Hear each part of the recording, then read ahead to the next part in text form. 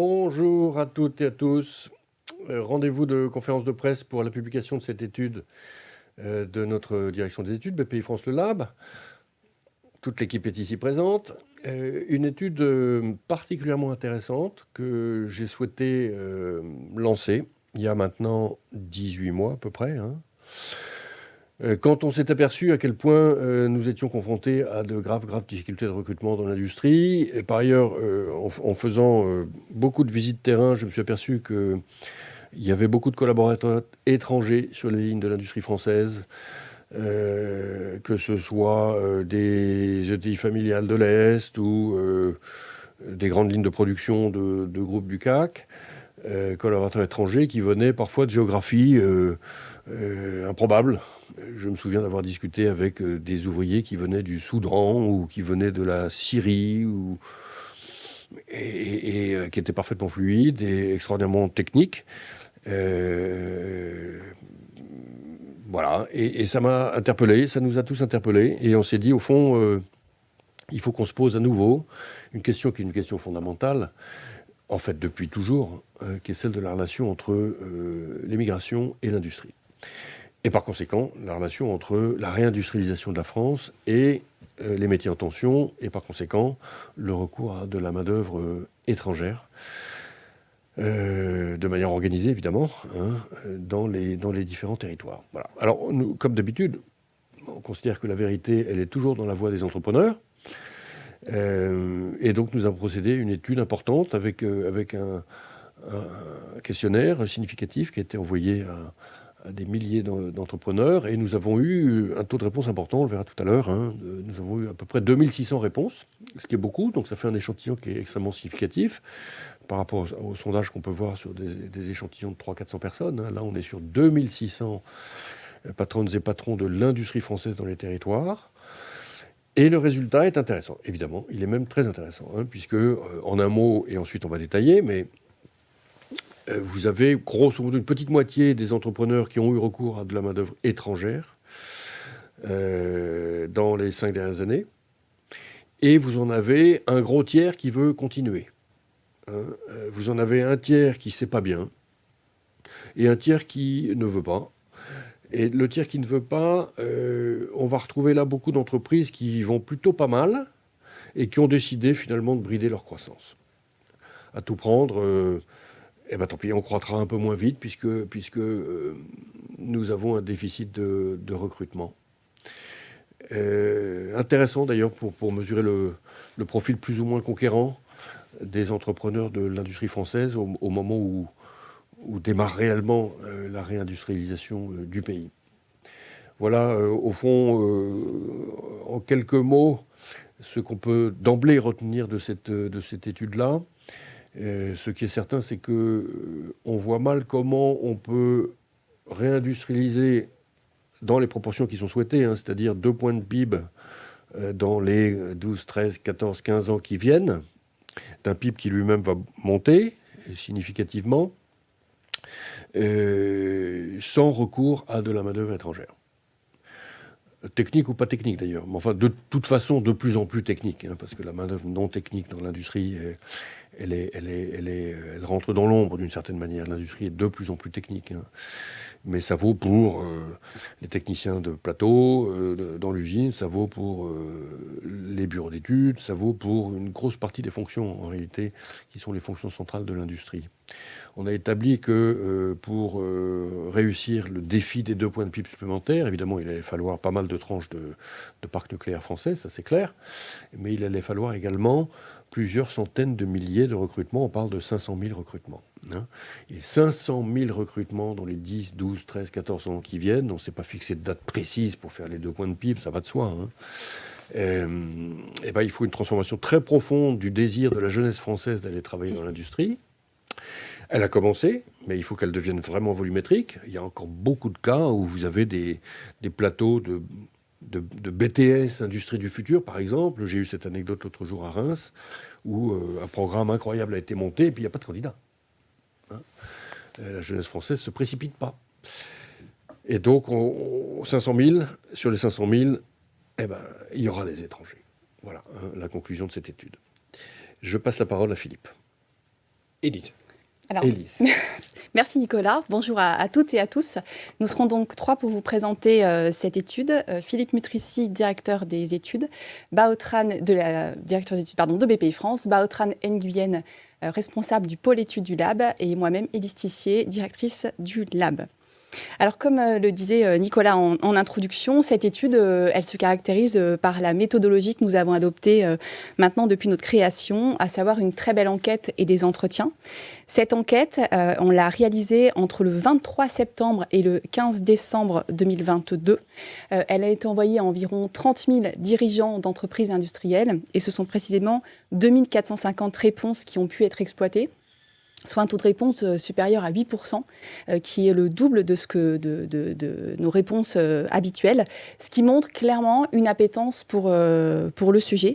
À noter aussi, on y reviendra tout à l'heure, c'est que à la question « Souhaitez-vous être recontacté ?», on a un quart des dirigeants qui ont accepté de l'être, et là, c'est la moitié de d'habitude. Donc, ça dira, c'est un indice déjà sur certains résultats.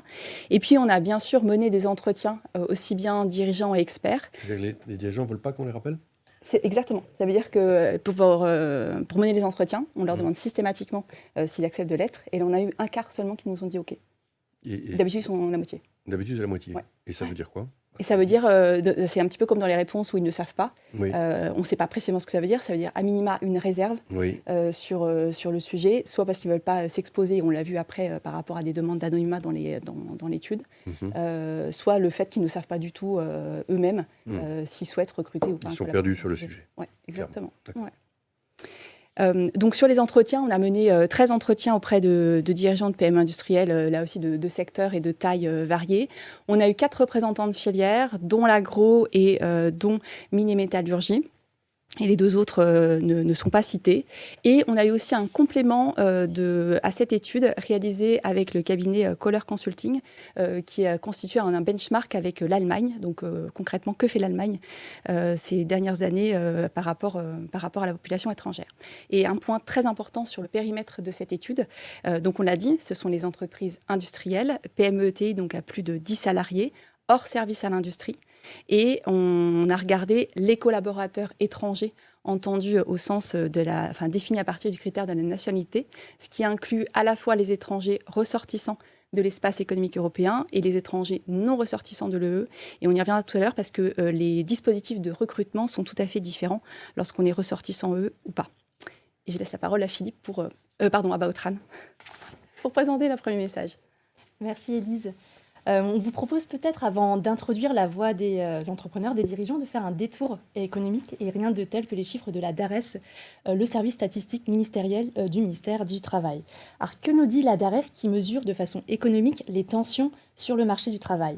Vous voyez sur le graphe à gauche que finalement, sur les tensions sur le marché du travail, qui sont les courbes représentées dans le temps, on voit que l'industrie est le premier secteur en tension depuis 2011, donc depuis 10 ans, et même elle est devant le BTP dont on parle souvent et qui est très médiatisé à cet égard. Et deuxième fait intéressant, c'est que vous voyez que depuis 2015, finalement, ces tensions sont même croissantes. Et elles sont croissantes, en fait, depuis bien avant la crise de la Covid-19. Donc ça, c'est un fait assez marquant. Si on s'intéresse ensuite aux dynamiques dans le secteur industriel, qui sont intéressantes parce que finalement ce ne sont pas les mêmes que celles qui agitent l'économie dans son ensemble, ce qu'on voit dans le graphe de droite où vous avez les emplois industriels en abscisse et les tensions dans l'industrie en ordonnée, c'est que de 2011 à 2015, donc le début de la courbe qui descend, on voit que les tensions dans l'industrie ont décru et vont de pair finalement avec une baisse de l'emploi industriel qui est documentée qui est le sous-jacent finalement de la désindustrialisation bien connue. Mais ce qui est intéressant, c'est ce qui se passe après 2015. Et après 2015, que voit-on en fait, alors que le chômage diminue dans tout le reste de l'économie, on voit que l'emploi industriel, lui, il reste globalement assez stable. Et en même temps, finalement, vous voyez que la courbe monte en flèche vers le haut. Et qu'est-ce qu'on voit ? Ça révèle que les tensions dans l'industrie ont été augmentées par 6 entre 2015 et 2021. Donc, alors même que l'emploi industriel est globalement stable et que même le niveau de 2021 est légèrement inférieur à celui de 2015, les tensions dans l'industrie, elles, ont été augmentées par 6. Donc ça dit bien quelque chose des difficultés que les dirigeants éprouvent sur le marché du travail. Et ça, on le voit finalement avec les formidables chiffres, en tout cas les chiffres de notre enquête, sur un panel de 2454 dirigeants de PME et ETI industriels, qu'elles soient en train de recruter ou non, 62% rencontrent des difficultés régulières de recrutement, et parmi elles, 64% déclarent que ces difficultés sont structurelles. Donc c'est bien le message qu'on avait avant, c'est que ces difficultés sont indépendantes de la conjoncture ou d'événements récents comme la crise de la Covid-19. Ce qu'on peut voir, finalement, c'est sur les profils qui sont en tension. Ce qui est intéressant, c'est que les 2 profils les plus en tension, ce sont les ouvriers qualifiés, donc les tuyauteur, les soudeurs, les régleurs, le chaudronnier, et les techniciens et agents de maîtrise. Et ce qui est intéressant, c'est que c'est très révélateur, finalement, des transformations à l'œuvre dans l'industrie depuis une vingtaine d'années, qui sont que les métiers sont aussi plus spécialisés, que l'automatisation requiert des compétences particulières et parfois une certaine polyvalence entre plusieurs domaines, hydraulique, mécanique, etc. Deuxième fait intéressant, c'est que finalement, sur ces métiers qui sont en tension, on voit que les conditions de travail constituent un des facteurs essentiels de tension. C'est le cas pour les ouvriers qualifiés notamment, et aussi par exemple pour les ouvriers non qualifiés qui arrivent en 3e position. Alors, ces tensions, ce qu'on voit aussi, ce qui est le deuxième fait intéressant et que nous confessent les dirigeants, c'est que finalement, ces tensions, elles traversent toute l'industrie, quel que soit le secteur. Vous avez à droite le pourcentage de dirigeants déclarant des difficultés régulières de recrutement pour l'ensemble des filières industrielles cartographiées par le Conseil national de l'industrie et pour lesquelles on a eu un nombre significatif de répondants. Ce qu'on voit, c'est par exemple, si je prends l'exemple de la mine et métallurgie, qui est la 2e ligne, dans la mine et métallurgie, 67% des dirigeants déclarent des difficultés régulières de recrutement. Donc c'est un peu plus que la moyenne qui est à 62%, qui est la courbe rose. Et vous voyez que les situations sont finalement très diverses et relèvent de problématiques vraiment éclatées entre les secteurs, que ce soit la mine et métallurgie, qui est un secteur historique et vieillissant, qui souffre d'une image vieillissante au niveau industriel, que la santé, qui a des problématiques différentes. Et ça ne veut pas dire que parce qu'elle n'a pas de difficultés aujourd'hui, elle n'aura pas de difficultés demain. Alors justement, venons-en aux difficultés de demain. Alors ce qui se passe, et ça c'est très intéressant, c'est la DARES dans son étude métier 2030 qui nous le révèle, c'est que les dynamiques démographiques vont fortement peser dans les tensions qui agitent les métiers industriels. Les dynamiques démographiques peuvent être assez défavorables sur certains métiers, c'est-à-dire que les départs à la retraite vont être supérieurs, donc la brique rose, supérieure à l'entrée de jeunes dans le métier. Et de ce fait-là, on a déjà un déséquilibre démographique fort qui va être parfois même amplifié par la dynamique de création nette d'emplois liée notamment à la réindustrialisation verte portée par le projet de loi industrie verte. Donc c'est ce qu'on voit par exemple à gauche, où finalement, d'une part, la dynamique démographique est défavorable, mais en plus, elle sera accrue par les besoins de l'industrie verte, et ça concerne des métiers comme les ouvriers du textile et du cuir, les ouvriers qualifiés de la manutention, etc. Ensemble des métiers relevés par la DARES. À droite, en fait, sur le deuxième graphe, que voit-on? C'est-à-dire que quand bien même les dynamiques démographiques seraient favorables, vous le voyez parce que la brique bleue d'entrée de jeunes dans le métier est supérieure à la brique rose de départ à la retraite, quand bien même la dynamique démographique serait favorable, elle pourra quand même être grevée par la création nette d'emplois ou les besoins d'emploi de la réindustrialisation verte. Et ça va être le cas pour beaucoup de métiers d'ingénieurs et de cadres dans l'industrie, qui sont par exemple les métiers qui sont attendus au tournant dans des secteurs industrie du futur ou santé dont on a parlé précédemment. Et ça, c'est bien à mettre en regard avec nos besoins de réindustrialisation qui ont été objectivés notamment pour les scénarios de RTE, sur les prévisions en tout cas de besoins d'électricité et de consommation d'énergie. RTE montre que dans un scénario de réindustrialisation approfondie, on aurait des hausses d'emplois dans l'industrie de 1,5% par an, qui contrastent avec les chiffres que je vous ai commentés de tensions qui ont été multipliées par 6 et qui correspondent à une dynamique d'emploi qui est globalement assez atone. Donc ça, en tout cas, ça va être un des grands défis qui vont agiter les dirigeants de PME et d'ETI industriels à l'avenir. Et effectivement, ce message pour nous, il est important parce que c'est vraiment le contexte dans lequel s'inscrit ce sujet des collaborateurs étrangers. Et on l'a vu en mobilisant à la fois des données de notre enquête et aussi de données externes comme la DARES ou l'INSEE, que, il y a un sujet maintenant et que ce sujet va s'accroître dans les années à venir, notamment sous les projections de réindustrialisation verte, comme vient de l'expliquer Baotran. Alors, c'est là où on arrive à notre deuxième message clé, avec un chiffre inédit lié à notre enquête BPI France Le Lab. C'est combien de collaborateurs étrangers en moyenne dans les PME et ETI industrielles françaises. Et vous voyez à l'écran, il y a 6% aujourd'hui de collaborateurs étrangers dans les PME et ETI industrielles selon notre enquête. Vous voyez à l'écran un chiffre à gauche aussi qui est mis en perspective, qui est une donnée de l'INSEE, qui plaçait le recours à la main-d'œuvre étrangère dans l'industrie manufacturière à hauteur de 5%. La différence avec le chiffre de notre enquête, c'est que tout simplement, nous sommes encore une fois que sur les PME et ETI, donc de plus de 10 salariés. Néanmoins, vous voyez dans le graphe de gauche que l'industrie, finalement, après avoir regardé les fortes tensions de recrutement, mais elle a très peu recours aux collaborateurs étrangers, puisque vous voyez que la construction, elle est en premier, elle a 13% de collabs étrangers dans ses effectifs, alors qu'elle est à des niveaux similaires de tension de recrutement. Et vous voyez à l'inverse que l'administration publique est juste derrière l'industrie manufacturière, alors que certains emplois ne peuvent pas être exercés par des non-ressortissants de l'espace économique européen. Et donc peut-être un dernier commentaire sur ce chiffre de 6%, c'est comme je disais, c'est un chiffre en moyenne dans les entreprises industrielles. Quand on regarde uniquement les entreprises qui ont eu recours aux collaborateurs étrangers au moins une fois dans les 5 dernières années, on arrive à un taux de 13%. Et ce taux a une dispersion assez forte entre les entreprises, puisqu'on en a 1 sur 5 qui compte plus de 20% de collaborateurs étrangers dans ses effectifs. Alors, un petit mot aussi pour vous montrer les différences entre filières. Vous voyez que les deux premières filières qui ont recours à la main-d'œuvre étrangère, selon notre enquête, c'est une filière de transformation et valorisation des déchets à hauteur de 10% et Modelux à hauteur de 8%. Ce qui peut être mis en perspective historique de recours à la main-d'œuvre étrangère. Alors, j'ai commencé à en parler un petit peu. En numéro 2, c'est contre-intuitif. Ah, parce que nous, en fait, on met ça en parallèle avec justement le recours à la main-d'œuvre étrangère historique dans la filière.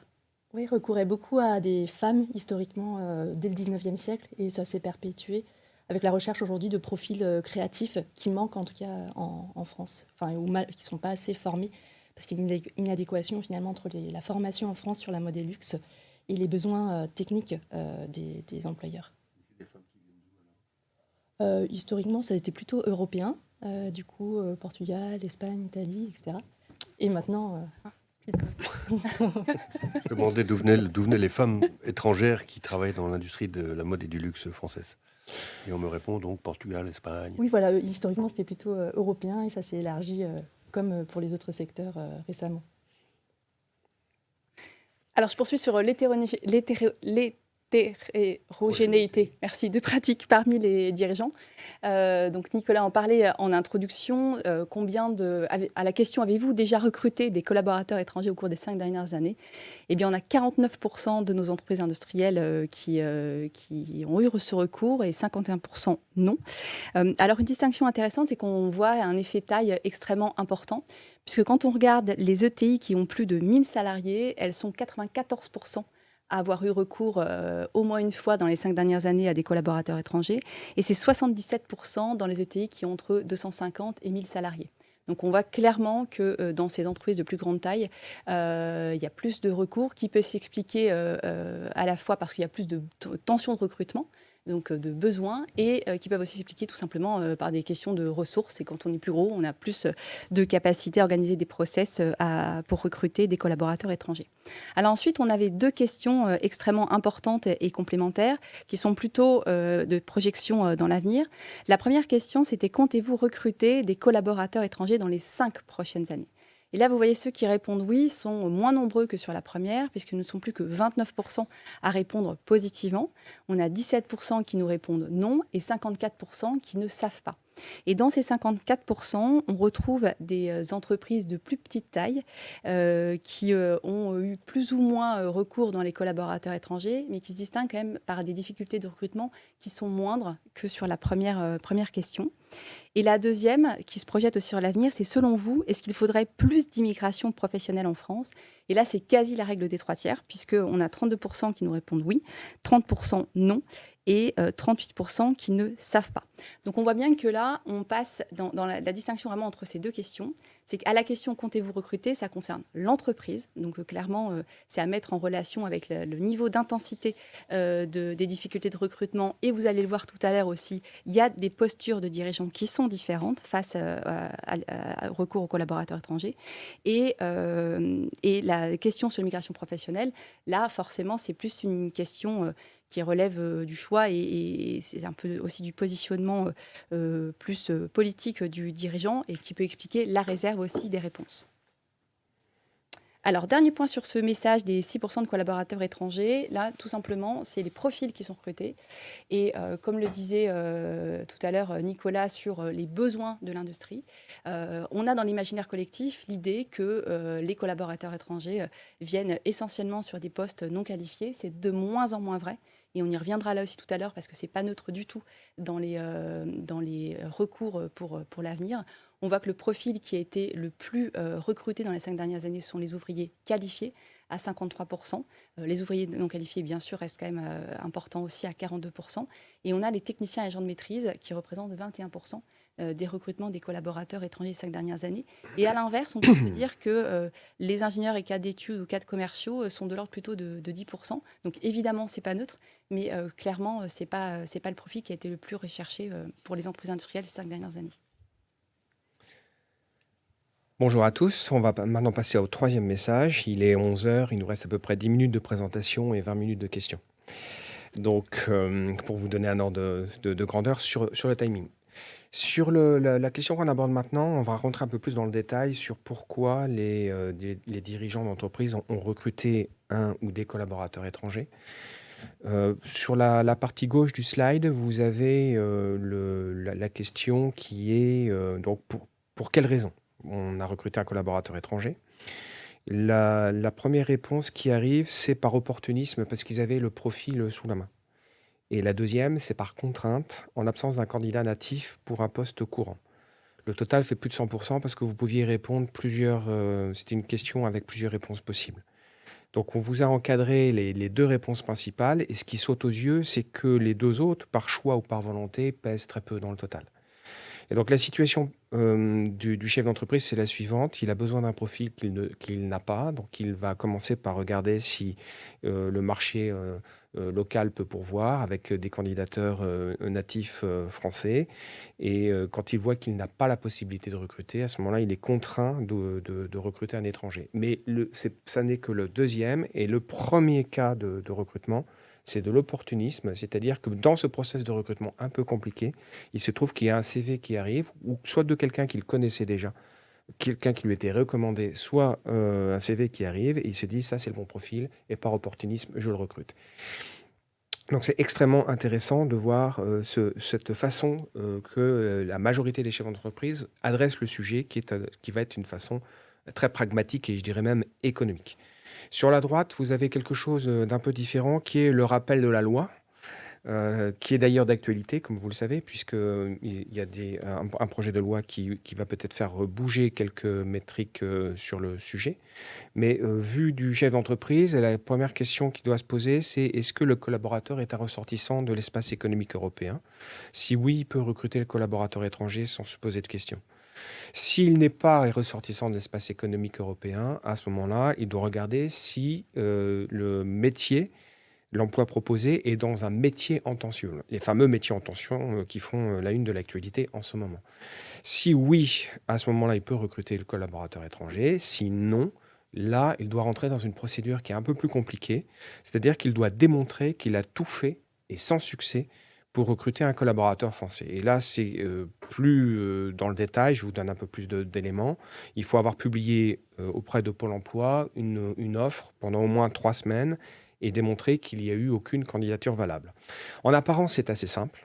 En réalité, quand on interroge les chefs d'entreprise en quali, on se rend compte qu'ils ont du mal à appréhender complètement cette procédure. Ils nous signalent que la liste des métiers en tension, elle n'est pas forcément facile. D'ailleurs, c'est pas la même selon tous les territoires. Elle varie selon les territoires. Et ils nous signalent aussi qu'il y a des aléas dans les réponses de l'administration sur oui, vous pouvez y aller parce que vous avez bien fait votre démonstration. Donc au total, ce qui ressort de ça, c'est que c'est pas si simple de recruter un collaborateur étranger en France, et notamment quand il n'est pas sur la liste des métiers en tension. Et sachant qu'on a affaire à des chefs d'entreprise, notamment dans l'industrie, pour lesquels le respect de la loi est absolument fondamental. Et ça ressort aussi dans les entretiens quali. Nous avons peut-être des différences de comportement pour les chefs d'entreprise selon les secteurs, et les industriels sont ceux qui sont probablement les plus soucieux d'appliquer strictement le cadre légal. Sur la slide suivante, vous avez une autre information qui est extrêmement intéressante, qui est une corrélation évidente entre le lieu où se trouvent les collaborateurs étrangers et le taux de recours de l'industrie à cette main-d'œuvre étrangère. Autrement dit, les collaborateurs étrangers, enfin ou plutôt les étrangers qui vivent sur le territoire français, ne sont pas répartis de façon homogène. De façon très simplifiée, vous avez un certain nombre de régions, notamment l'Île-de-France, PACA, où les résidents étrangers sont beaucoup plus nombreux.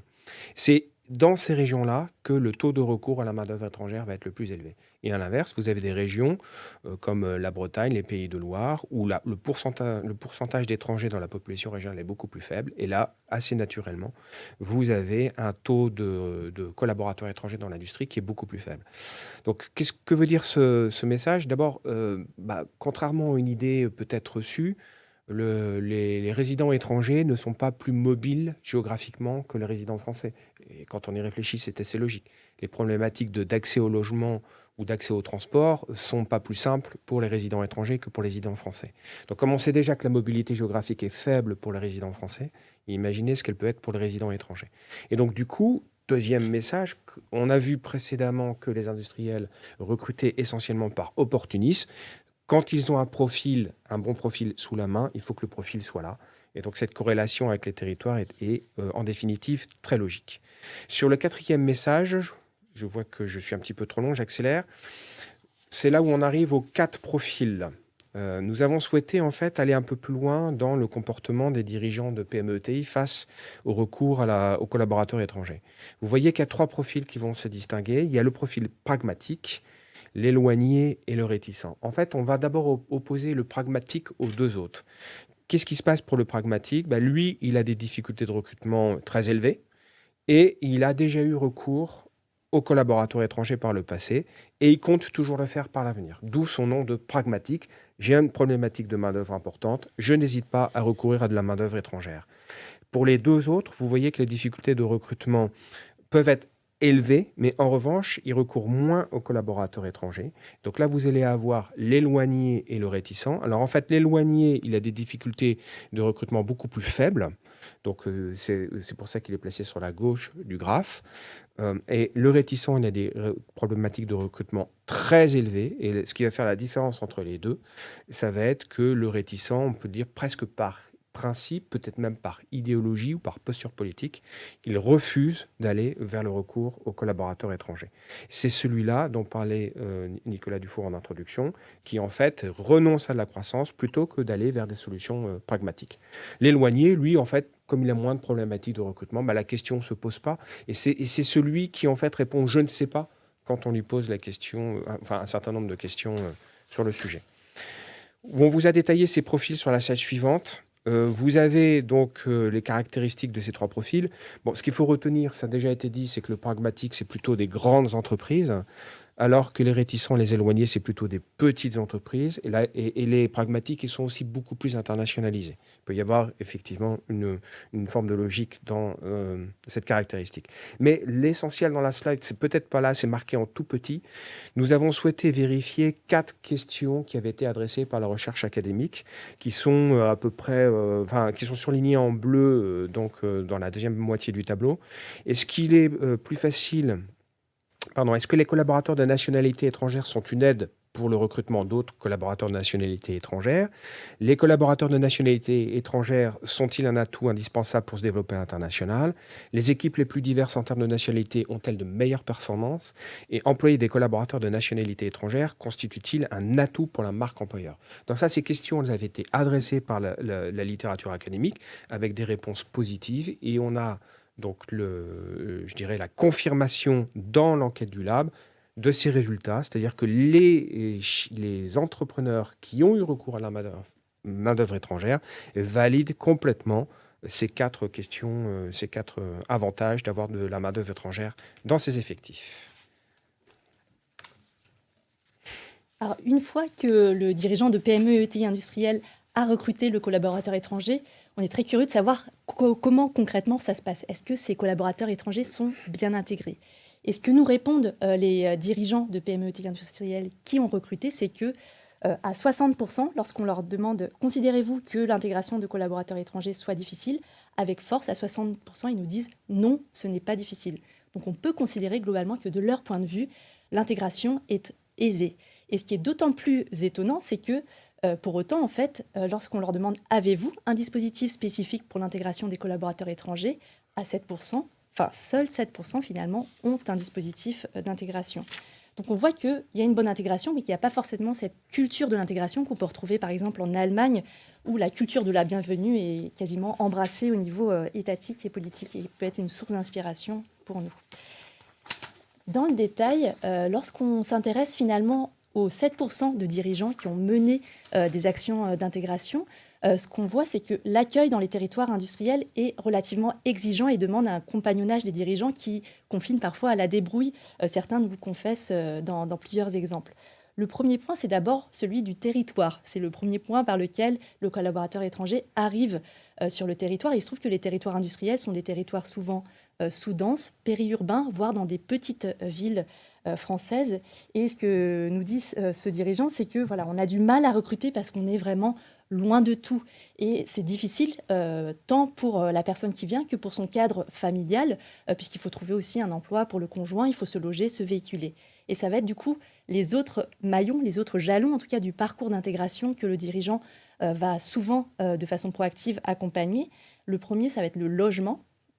Sur la suite, le logement, ce qu'on voit sur le logement, c'est que finalement, certains dirigeants ont dû être très proactifs. Certains se sont même portés caution pour le collaborateur étranger pour faciliter l'accès au logement, et que des dispositifs comme les résidences sociales qui, dans l'après-guerre, ont pu accueillir les travailleurs algériens qui sont venus pour la reconstruction de la France, voilà, ces dispositifs-là ne se situent pas dans les territoires industriels et plutôt dans des grandes villes. Le transport, deuxième point, dans ces territoires qui sont parfois enclavés, on a un dirigeant qui nous confesse qu'il a dû assouplir finalement, adapter les horaires de travail du collaborateur étranger sur les horaires du bus parce que le collaborateur n'était pas véhiculé. Donc vous voyez, ça demande en tout cas cette souplesse, ou alors de véhiculer à proprement parler le collaborateur. Troisième point, les démarches administratives qui sont nombreuses. Donc là, administratives au sens de l'administration, mais aussi parfois ouverture de compte bancaire, ouverture de droits, lien avec la préfecture. Ça, ce sont des choses pour lesquelles les dirigeants ont dû d'eux-mêmes être proactifs et accompagner les collaborateurs dans le maquis administratif, et ça n'a pas été simple. Alors, sixième et dernier message, qui sera un message conclusif. Le recours aux collaborateurs étrangers est une réponse nécessaire mais partielle aux besoins de compétences des PME et ETI industrielles. Alors, pour étayer ce message, un graphe que je vais tenter d'expliquer le plus clairement possible, qui repose sur le croisement de 2 types de questions. Questions entre ceux qui ont recruté un collaborateur étranger dans les 5 dernières années et ceux qui déclarent des difficultés de recrutement. Donc on est sur une base de 1189 répondants. Et en fait, tout simplement en faisant la différence entre la tension sur les difficultés, le recrutement et le recours aux collaborateurs étrangers, le delta, quelque part, nous dit la main-d'œuvre manquante, même en ayant recours aux collaborateurs étrangers. Et là, je vous invite à regarder le graphe en partant du bas. On voit que les 2 profils clairement les plus déficitaires, y compris en ayant recours aux collaborateurs étrangers, ce sont les techniciens agents de maîtrise et les ouvriers qualifiés.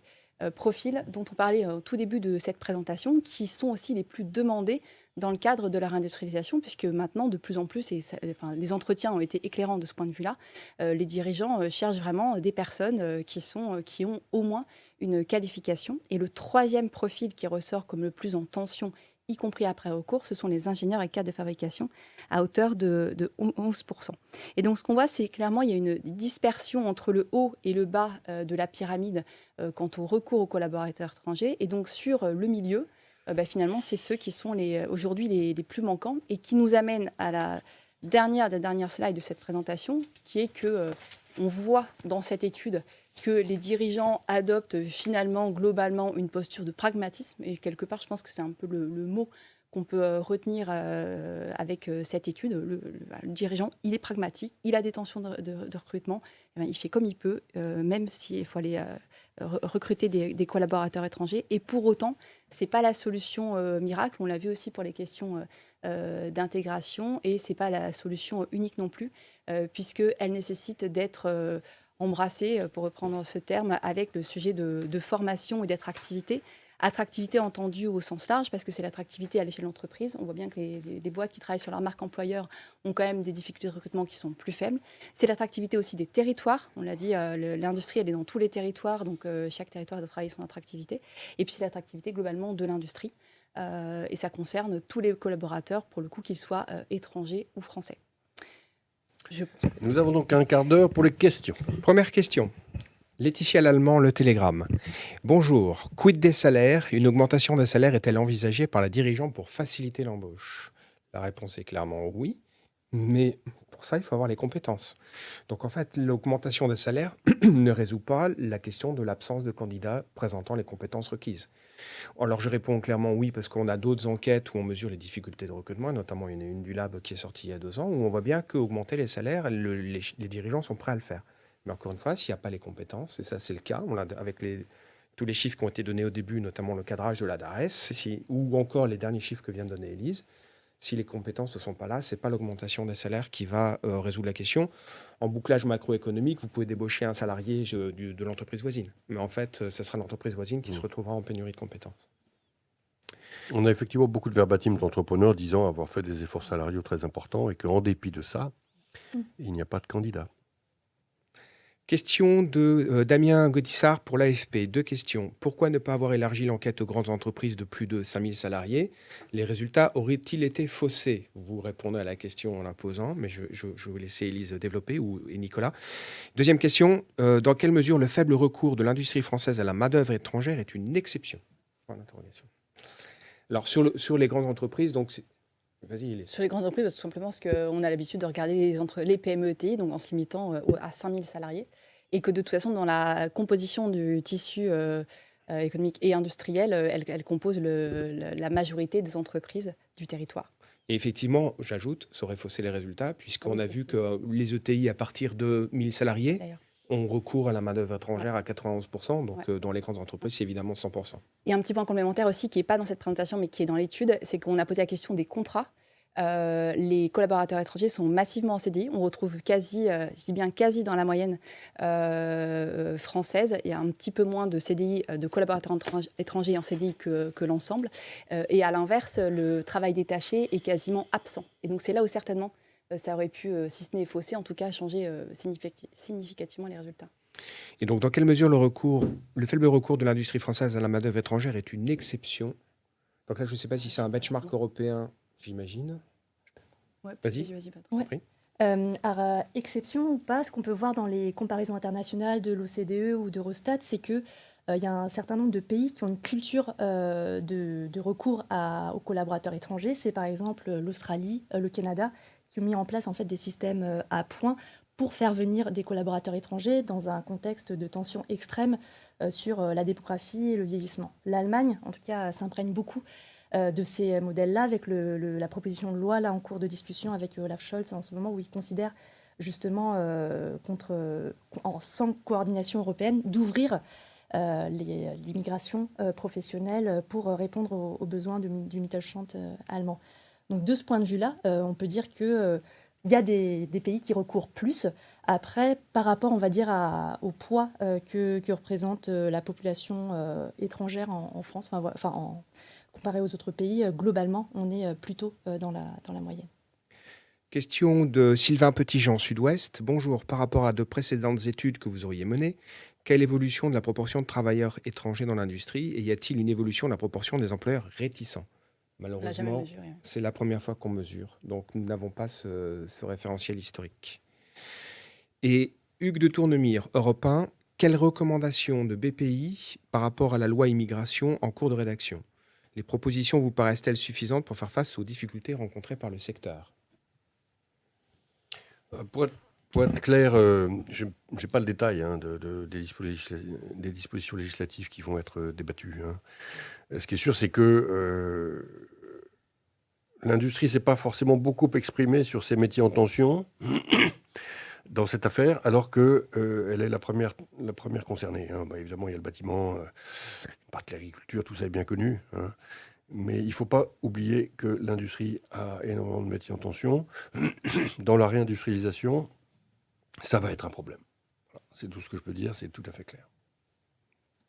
Et je n'ai pas d'autres questions à ce stade. Une question qui n'a pas été posée, mais d'ailleurs on n'a pas la réponse. C'est est-ce que ces travailleurs étrangers des 5 dernières années restent en France?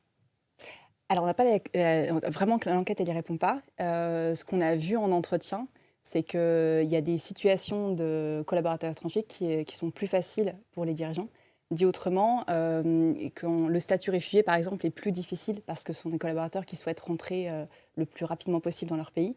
La situation familiale aussi, elle est importante. Donc, quelqu'un qui arrive avec la volonté vraiment de s'installer avec épouse, enfants, etc., les dirigeants des boîtes industrielles le préfèrent parce qu'ils peuvent se projeter dans le temps long. On a eu quelques témoignages quand même de dirigeants déçus d'avoir investi, y compris en formation, en intégration de ces collaborateurs-là, et qui ne restaient pas parce qu'ils souhaitaient soit rentrer dans leur pays, soit profiter d'une mobilité autre, quoi. Ça, je pense que c'est un point qui est important. Effectivement, j'ai entendu beaucoup d'entrepreneurs, en effet, déçus de voir repartir des travailleurs étrangers de première qualité, très travailleurs, très techniques, très appréciés, mais qui soit rentrent au pays, soit vont dans un autre pays, mieux payé. Des travailleurs solitaires qui vont clairement, au fond, de manière nomade, constituer un patrimoine à l'étranger avant de rentrer chez eux. Je l'ai pas dit, on ne l'a pas dit, mais dans l'attractivité, il y a l'attractivité du pays. Oui. Et la France industrielle n'est pas la plus cotée aujourd'hui. On a eu des témoignages nous disant que l'Allemagne, là notamment de benchmark, est plus appréciée parce que plus attractive aussi pour les étrangers. Donc ça, c'est un message important. Il y a toute une population de techniciens d'industrie qui savent qu'ils sont bons, qui savent qu'ils sont bancables d'une certaine manière, et qui vont de pays en pays, et qui préfèrent les pays très industriels, et qui ont des beaux jobs pour eux, avant de rentrer chez eux, et qui ne font pas venir leur famille. Ils sont nomades. Donc la France doit reconstruire son attractivité pour cette population d'ouvriers qualifiés, beaucoup, et de techniciens nomades, venus Europe de l'Est, et puis également un certain nombre de pays qui ont eu des traditions industrielles ou qui sont bien formés. J'en ai cité quelques-uns tout à l'heure, bizarrement. Voilà. Et là, le benchmark qu'on va publier avec l'Allemagne, il est super intéressant de ce point de vue-là, parce qu'on voit qu'il y a vraiment un énorme travail d'intégration qui est fait à toute l'échelle de la société. Et on voit aussi en Allemagne que l'apprentissage est la première voie d'intégration pour les collaborateurs étrangers. Et c'est vraiment à tout niveau, c'est la langue, mais c'est aussi les formations techniques. En Allemagne, aujourd'hui, il y a entre 1 million et 1,5 million d'Ukrainiens. C'est énorme. Entre 1 million et 1,5 million. Alors, il y a beaucoup de familles, c'est beaucoup les femmes qui sont venues, mais il y a beaucoup d'hommes.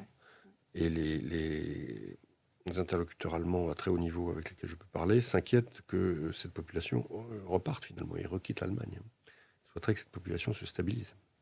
Et là, ils en ont absolument besoin, parce qu'au fond, les graphes de métiers en tension en Allemagne sont absolument les mêmes. Ils sont même pires. La démographie. Ils sont même plus aggravés encore. Voilà, donc l'industrie a toujours été un vecteur de mélange des populations depuis la fin du 19e siècle. On a industrialisé la France dans les années 30 avec des populations immigrées. On a réindustrialisé la France dans les années 50 avec des collaborateurs étrangers, dans les années 60 avec des collaborateurs étrangers. C'est la grande vague d'immigration portugaise, il faut se souvenir.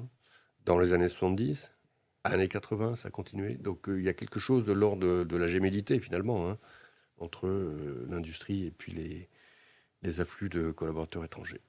Ça n'est pas nouveau. Voilà, pour une conclusion rapide. Merci. Pas de questions? Toujours pas de questions. Allez, l'équipe est à votre disposition. Merci. Merci Bonne beaucoup. journée. Bonne journée.